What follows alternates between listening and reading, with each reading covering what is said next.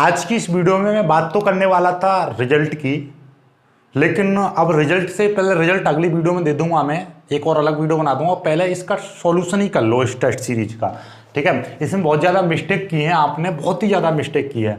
तो देखो लगभग ऊपर के जो 3% थे ये तो सभी के सही गए हैं, ठीक है।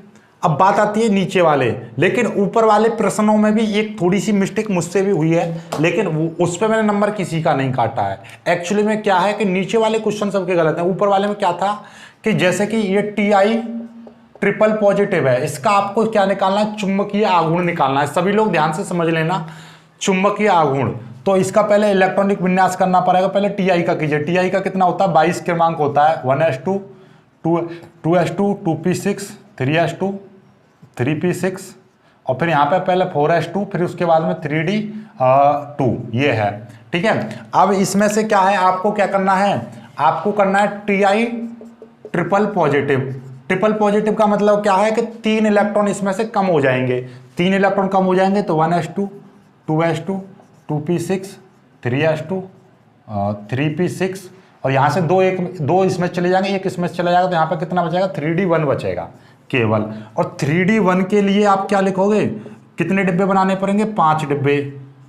वही है काम, एक इलेक्ट्रॉन तो ऊपर आ जाएगा। इसको इस तरीके से लिख सकते हो या आप ऐसा भी बना सकते हो आधा। कोई किताब ऐसा लिखती है तो कोई किताब ऐसा लिखती है, इसमें कोई ज़्यादा बड़ा इश्यू नहीं करना है। एक इलेक्ट्रॉन है केवल, ठीक है।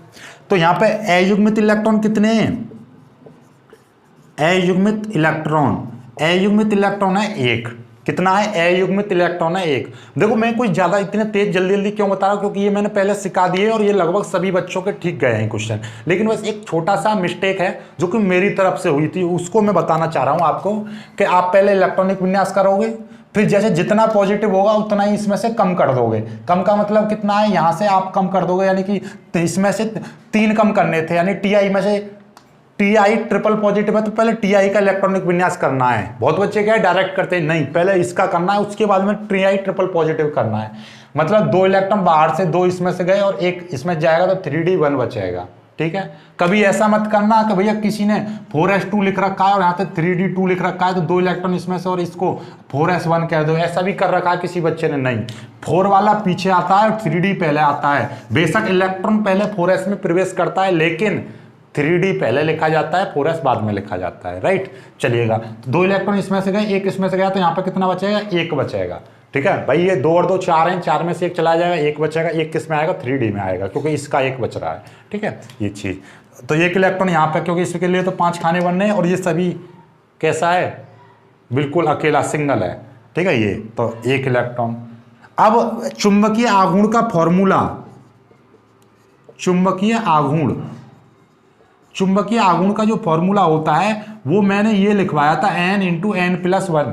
एक्चुअल में एक किताब जो, और मेरे पास 6-7 किताबें हैं, तो उस किताब में मिस्टेक थी, तो उस पर n+1 लिखा हुआ था।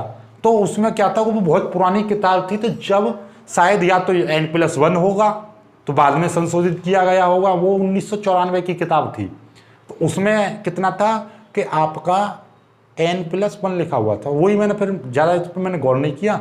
तो लेकिन एक्चुअली में क्या है, यहाँ पे n+2 है। कितना है, n+2।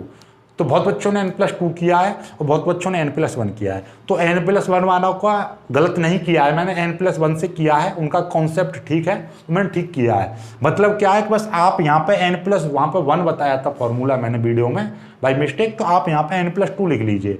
तो इसीलिए मैंने पहले वाले क्वेश्चन से कोई छिड़काई नहीं की और लगभग ये सभी का ठीक है, क्योंकि उन्होंने इलेक्ट्रॉनिक विन्यास ठीक किया है और आपका अयुग्मित इलेक्ट्रॉन निकाले हैं। बस यहाँ पर रखना वो है, जब यहाँ पे 1 इलेक्ट्रॉन निकला है तो मतलब क्या है, 1 × 1+2 तो कितना हो जाएगा, ये 3 आ जाएगा भाई। 2 और 1 3 की मल्टीप्लाई इसमें करेंगे और 3√3 की वैल्यू कितनी होती है, 1.732। इतने Bm लिख देंगे, बोर मैग्नेटन ये आ जाएगा। तो आप समझ में आ गए, चुंबकीय आघूर्ण का फॉर्मूला ये वाला इस्तेमाल करना है। और बाकी ये अब की मैं बात करूं तो आपके लगभग ये जो प्रश्न है आपके पहले जो 3 है ये लगभग सभी के ठीक है। बस एक मिस्टेक थी जो कि मैंने बता दी है। तो बाकी सभी ये जो पहला दूसरा तीसरा 3 जो प्रश्न है ये लगभग सभी के ठीक है। बाकी ये जो 3 नीचे के जो प्रश्न है इनमें मिस्टेक है।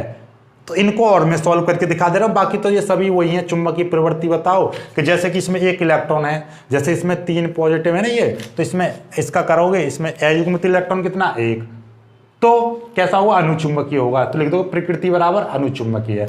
2 होंगे तो भी अनुचुंबकीय, 3 होंगे तो भी अनुचुंबकीय, 5। ओवरऑल बात यह है, जब तक यहाँ पे ये पूरी तरह से भरना जाएगा, जब जिसमें आ जाए अनुचुंबक यानी अयुग्मित इलेक्ट्रॉन 0 आ जाए। 0 का मतलब क्या है, 1 2 3 4 5 6 7 8 9 10 इस तरीके से आ जाए, तो इसमें अयुग्मित इलेक्ट्रॉन कितने आएंगे, 0। तो इसकी प्रकृति बनेगी प्रतिचुंबकीय। जब तक ऐसा नहीं दिखाई दे, ऐसा भी रहेगा, तो आप क्या कहोगे, अनुचुंबकीय। समझ में आ गई बात। तो ये चीजें बाकी तो सब सिंपल से हैं। ऑक्सीकरण अवस्था भी इसी तरीके से वो निकाल के बताई गई थी, तो इन पे इतना ज़्यादा वो नहीं करना है, क्योंकि ये तो लगभग सभी का ठीक था। बात नीचे क्या रहे, नीचे वाले 5 को मैं फिर से बता रहा हूँ, फिर से एक बार कह दे रहा हूँ, ऊपर वाले जो 3 हैं ये लगभग सभी के क्वेश्चन ये थे आपके। Zn केवल Zn एक ही ऑक्सीकरण संख्या +2 दर्शाता है, क्यों, तो इस क्वेश्चन में सबसे ज्यादा मतलब मोस्टली आपके नीचे के जो 4 क्वेश्चन है इनमें गलती की है, और बाकी के ये ऊपर के जो 4 हैं ये लगभग 99% बच्चों के सही हैं। 1% में वो बच्चे आ जाते हैं जिन्होंने इतना समझाने के बाद भी उन्होंने 29 CU का इलेक्ट्रॉनिक विन्यास गलत किया है।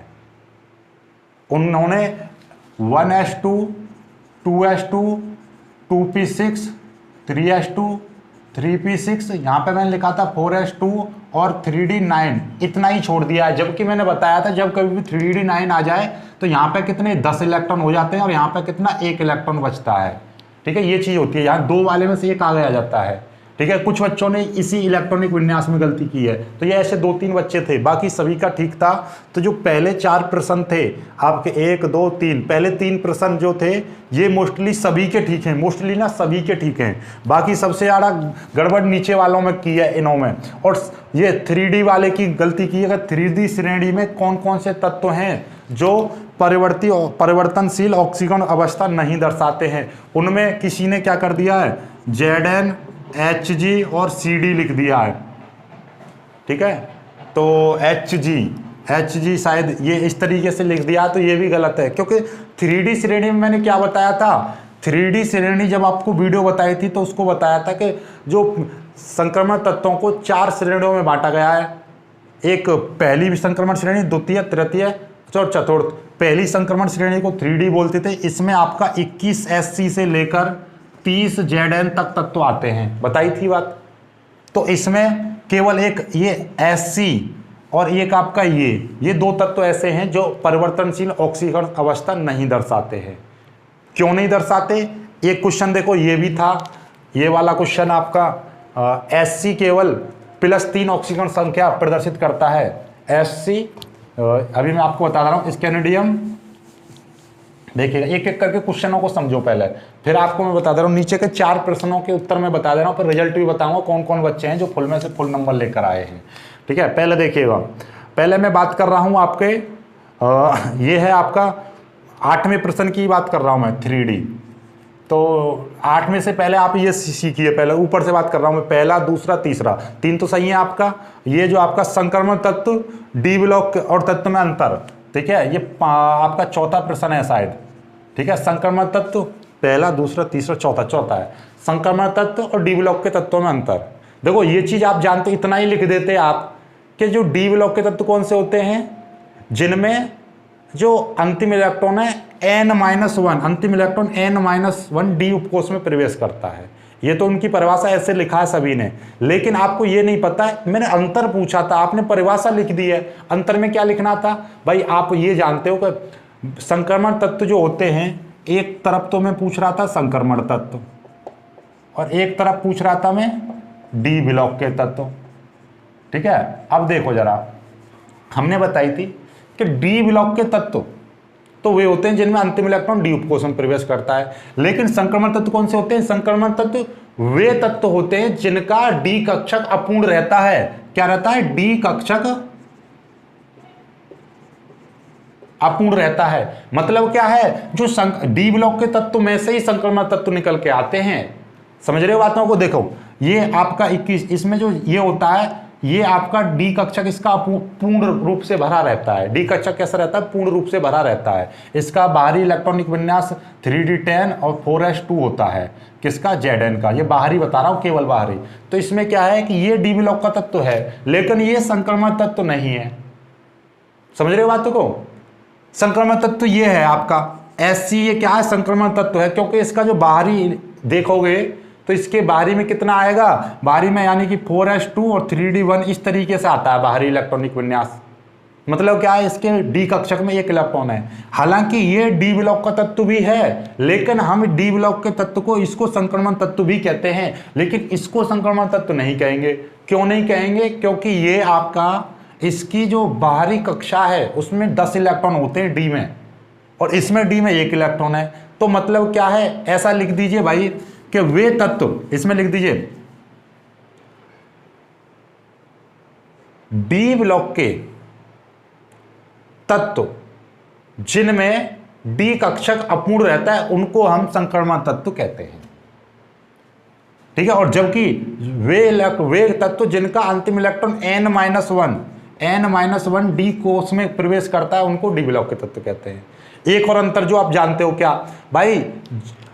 जो चीज आपकी उसमें ऑक्सीकरण अवस्था पर हमने बताई थी बात कि जिनमें आपका डी कक्षक अपूर्ण रहेगा, तो मतलब क्या है कि उसमें अयुग्मित इलेक्ट्रॉन पाए जाएंगे।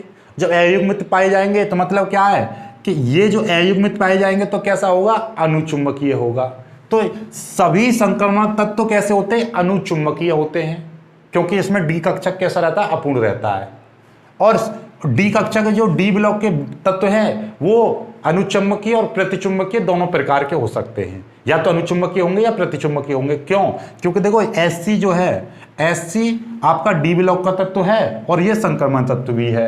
ये जो Zn है ये आपका डी ब्लॉक का ही तत्व है, पर इसको संक्रमण तत्व नहीं कहेंगे। क्यों नहीं कहेंगे? क्योंकि इसका डी कक्षक भरा हुआ है। जब डी कक्षक भरा हुआ है तो ये हो जाएगा प्रतिचुंबकीय और ये आपका अनुचुंबकीय होगा। तो इसमें तो केवल अपूर्ण, जिन जिन तत्वों का डी कक्षक अपूर्ण रहता है उनको हम संक्रमण तत्व कहते हैं। तो आप पेपर में लिख के कैसे आओगे कि सभी संक्रमण तत्व अनुचुंबकीय होते हैं, जबकि डी ब्लॉक के तत्व अनुचुंबकीय या प्रतिचुंबकीय प्रकृति के हो सकते हैं। या तो वो डी ब्लॉक का तत्व या तो अनुचुंबकीय होगा या प्रतिचुंबकीय होगा, लेकिन संक्रमण तत्व सदैव अनुचुंबकीय होते हैं। ये अंतर लिख दीजिए। इनका इलेक्ट्रॉनिक विन्यास लिख दीजिए भाई। इनका इलेक्ट्रॉनिक विन्यास यहां ऐसे लिख दीजिए, सभी संक्रमण तत्व डी ब्लॉक के तत्व होते हैं, लेकिन सभी डी ब्लॉक के तत्व संक्रमण तत्व नहीं होते हैं। ऐसा ये अंतर हो जाएगा।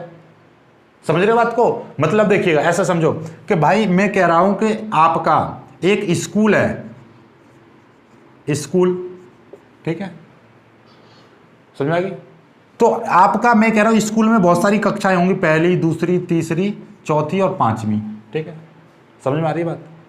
अब मैं कह रहा हूं और यहां पे 7, 6, 7, 8, 6 के बाद में 7, 8, 9, 10, 11, 12 इस तरीके से 12वीं तक की कक्षाएं। मैं कह रहा हूं हाई स्कूल वाले एक तरफ आ जाओ, हाई स्कूल वाले एक तरफ आ जाओ, ठीक है।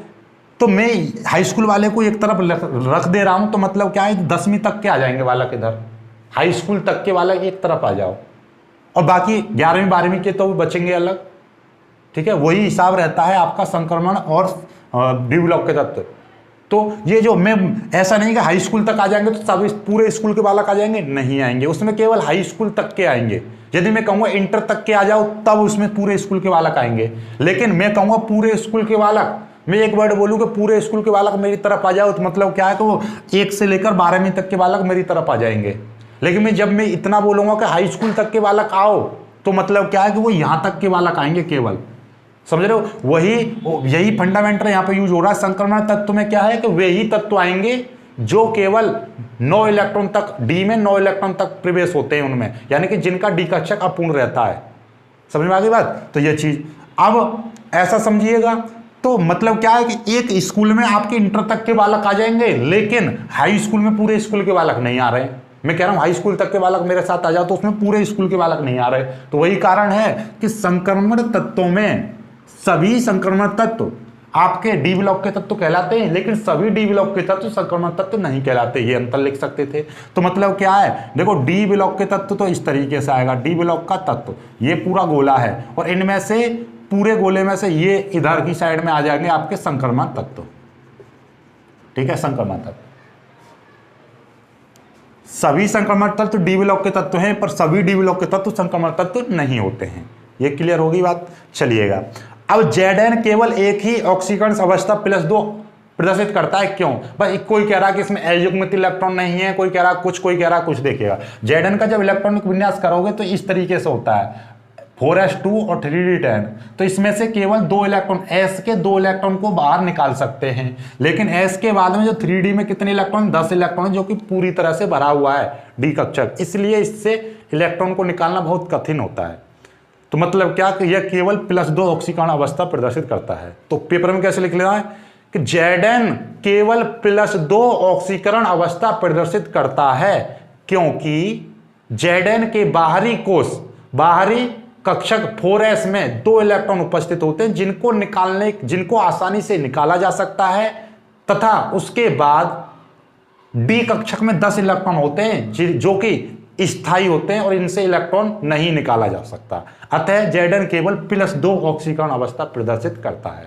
अपनी भाषा में लिख दो, पर मतलब यही रहना चाहिए कि 4s Zn के बाहरी कक्षक 4s में से 2 इलेक्ट्रॉन को आसानी से निकाला जा सकता है, लेकिन 2 इलेक्ट्रॉन निकालने के बाद 2 इलेक्ट्रॉन निकालने के बाद 3d कक्षक में 10 इलेक्ट्रॉन होते हैं, जो कि पूर्ण रूप से भरा हुआ होता है। इससे इलेक्ट्रॉन निकालना बहुत कठिन होता है।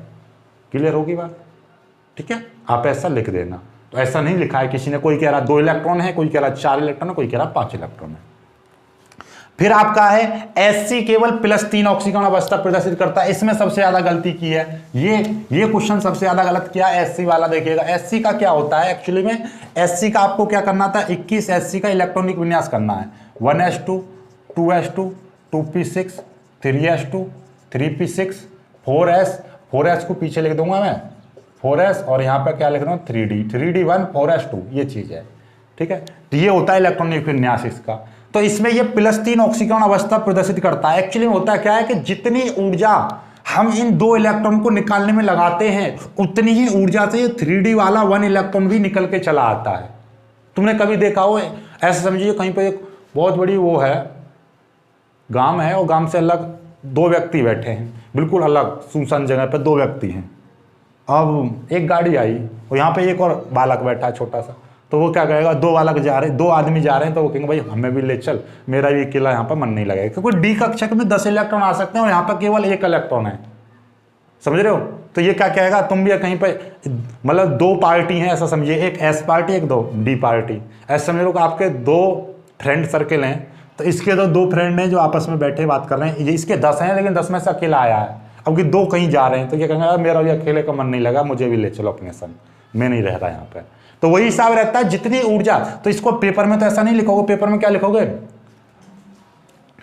21 Sc के बाहरी कोष, बाहरी S उपकोष में या S कक्षक में 2 इलेक्ट्रॉन होते हैं, जितनी ऊर्जा से 2 इलेक्ट्रॉन को बाहर निकाला जाता है, उतनी ही ऊर्जा में 3d का 1 इलेक्ट्रॉन भी बाहर निकल जाता है। अतः Sc +3 ऑक्सीकरण अवस्था प्रदर्शित करता है।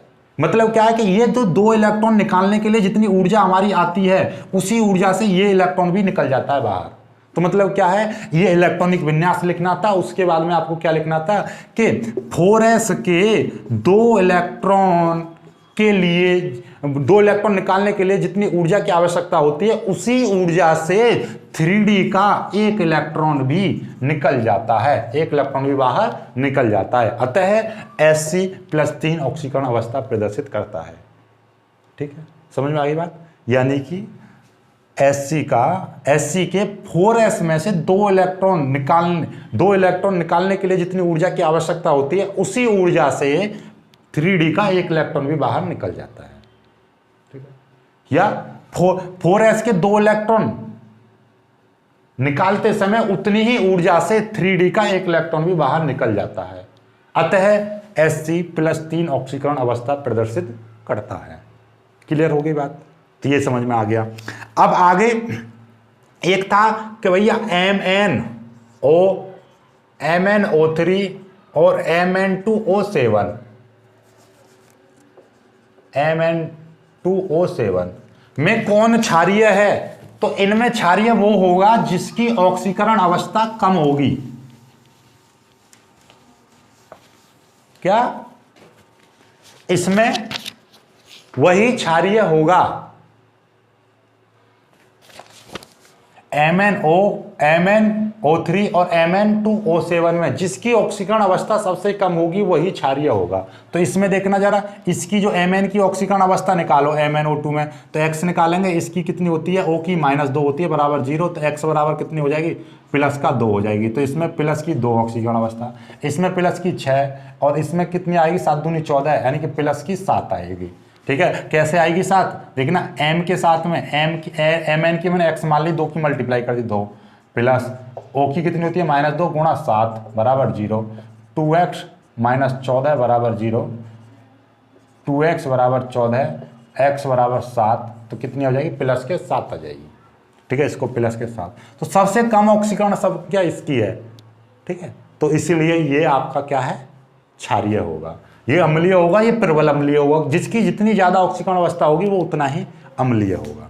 ठीक है, अब 3D श्रेणी वाली आ जाएगी बात।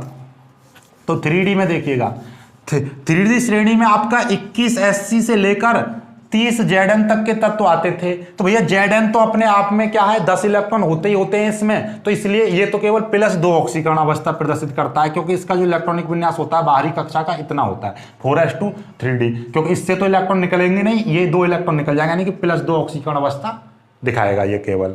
ठीक है, तो ये एक ही ऑक्सीकरण संख्या दिखाता है, केवल +2। ठीक है, अब SC की बात आ रही है। SC का आपको पता है, SC का जो इलेक्ट्रॉनिक विन्यास होता है 3D1 4s2 इतना होता है। तो इतने 2 इलेक्ट्रॉन निकालते हैं, उसी ऊर्जा से ये इलेक्ट्रॉन निकल जाता है, तो ये केवल +3 ऑक्सीकरण अवस्था प्रदर्शित करता है। तो मतलब ये परिवर्तनशील, मतलब एक से ज्यादा 2 3 4 ऑक्सीकरण अवस्था प्रदर्शित नहीं करते, ये केवल फिक्स ऑक्सीकरण अवस्था प्रदर्शित करते हैं। ये केवल +2 और ये केवल +3। ऐसा नहीं है कि ये +2 प्रदर्शित करता है या +1, नहीं, ये केवल 2 प्रदर्शित करेगा और ये केवल 3 प्रदर्शित करेगा। समझ में आ गई बात? तो ये दोनों फिक्स, यानी कि इनकी परिवर्तनशील ऑक्सीकरण अवस्था नहीं होती है। और 3D श्रेणी होती है ये 21 से लेकर Zn तक की। तो Hg जिन्होंने ये लिखा है Hg CD और पता ना क्या क्या लिख दिया है एक Zn, तो ये गलत है, क्योंकि भैया आपको यही नहीं पता कि 3D श्रेणी कौन सी होती है। 3D श्रेणी होती है 21 से लेकर 30 तक की। ठीक है, चलिएगा, तो ये हैं आपके 4, और बाकी जो पहले जो 3 प्रश्न है ये तो लगभग सभी के ठीक गए हैं। राइट, चलिएगा, तो